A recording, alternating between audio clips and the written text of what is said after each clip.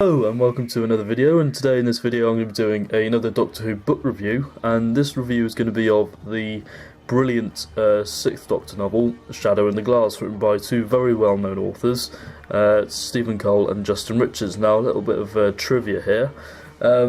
These guys actually finished the book in 3 weeks, which I have to say is incredibly impressive. When I was reading the little sort of description they have at the beginning of the book, like just explaining how the book came to be and how the ideas were brought up and how they eventually got around to publishing it.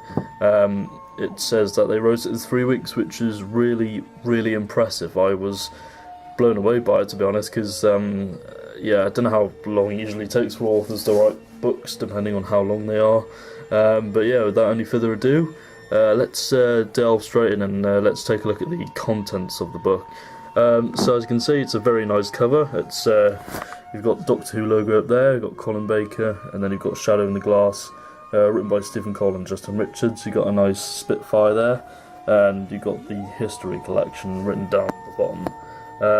Yeah, you can still buy this today. I can't remember when these came out. I think it was last year sometime. Yeah, there are quite a few other books in the history collection, and this is the first one that I've read. I'm planning on buying The Witch Hunters soon, because I understand that's meant to be really, really good. And so yeah, that's that. Then we've got the spine. It's got a nice orangey sort of colour to it, and then we've got the text there written by Stephen Cole, Justin Richards, and then we've got up here, we've got a bit of text which reads, the Doctor is a legend woven throughout history, and then you've got a picture of Colin Baker there as seen on the front cover. So I'll read you the back blurb, and it says, when an RAF squadron shoots down an unidentified aircraft over Turlhampton, the village is immediately evacuated. But why is the village still guarded by troops in 2001, when a television documentary crew break through the cordon looking for a story? They find that they've recorded more than they bargained for. Caught up in both a deadly conspiracy and a historical mystery, retired Brigadier Lethbridge Stewart calls upon his old friend the Doctor.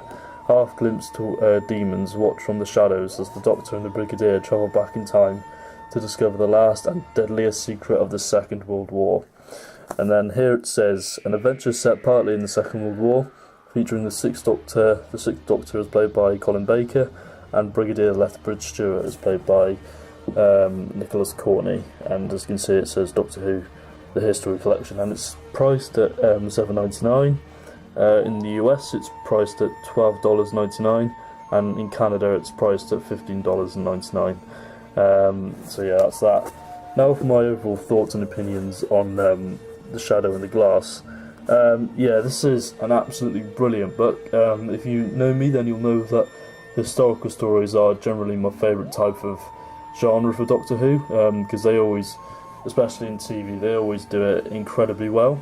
And because I'm not really a big fan of futuristic stories, I'm not that much of a fan of hardline science fiction, but there are a couple of hardline science fiction books which I've read that are pretty good. I mean, Lucifer Rising is incredibly hardline science fiction, but as for The Shadow in the Glass, it's a real pure historical, with a touch of little sci-fi to it, with the aliens and stuff. It features the Brigadier, who's portrayed fantastically well. I couldn't really tell which author wrote which bits. I'll probably have to do some more research into that. But as well, I think both authors have done their research, and I think it was Justin Richards who was reading a history book at the time, and that's when he came up with the idea for the story. And of course, these two authors are both very well known and very good authors. And I think they've done a really good job with this one.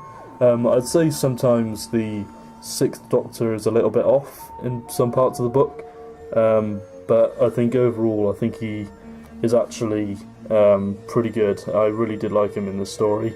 There's a character called Claire who's sort of like a journalist, and she sort of becomes part of the story, the main plot of the story.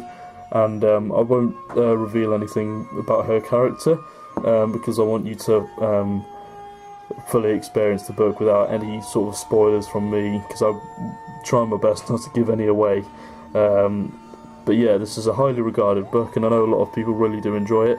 And there was a point where in the book, because basically Claire wants to, she's basically on the verge of quitting journalism, and she hasn't found a decent story to write about in ages.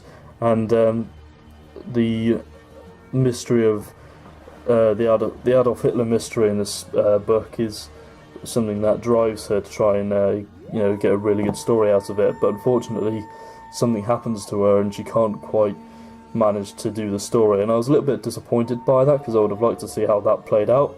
But I guess it was a nice little twist at the end involving her character, which sort of made the book a little bit more enjoyable, I guess.